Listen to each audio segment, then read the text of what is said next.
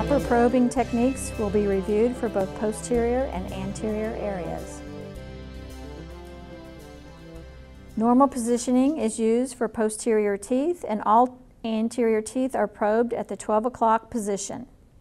Use a modified pen grasp and very light vertical pressure.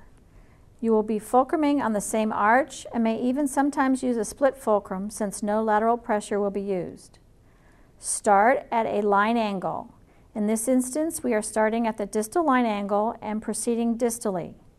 Keep the probe parallel to the distal line angle and proceed distally. Keep the probe parallel to the tooth surface being probed.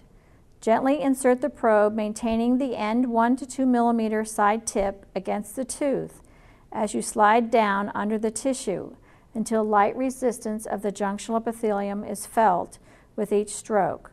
Do not use heavy pressure. Keep the end 1 to 2 millimeters against the tooth at all times as you walk the probe around the tooth. Gently walk the probe into the interproximal surface to the contact area. It is sort of a bobbing or walking stroke that are no more than 1 millimeter apart. Once you touch the contact area, angle as necessary into the coal. You will be up on your fulcrum on the distal. Then walk the probe around the cervical surface into the mesial proximal surface space into the contact area, and then angle into the mesial coal. Keep the tip under the tissue if at all possible and the probe parallel to the tooth surface being probed. You will be coming down on your fulcrum as you come mesially.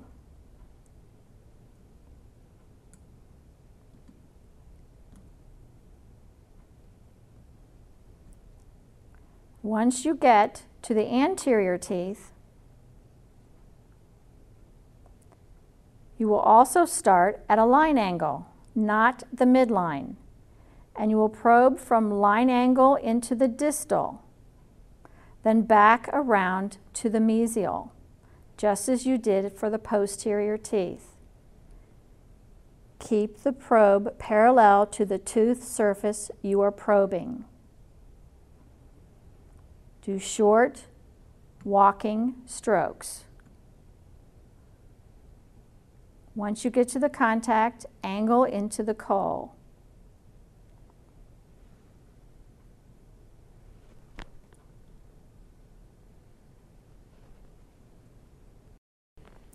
For the use of the neighbor's probe, wrap the point in the direction you will be going for the mandibular facials and linguals and for the maxillary facials.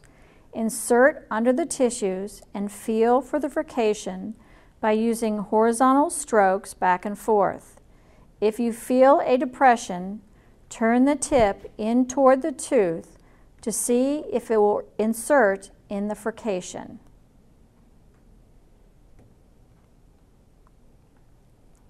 For the maxillary lingual surfaces,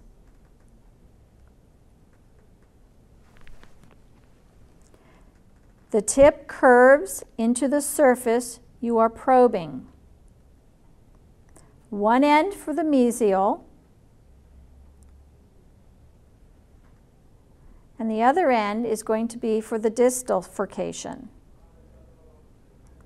First, make subgingival horizontal strokes to feel for the furcation. If you feel a depression, then try to turn the probe tip in toward the tooth and see if it catches or inserts into the furcation.